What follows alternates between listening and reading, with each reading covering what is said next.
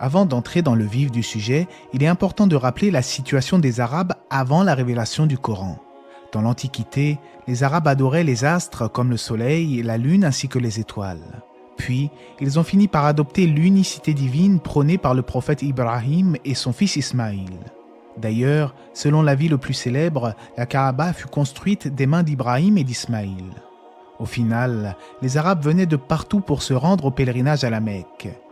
Au début, ils étaient restés fidèles au pur monothéisme abrahamique, mais petit à petit, ils se sont égarés et ont recommencé à sombrer dans le polythéisme.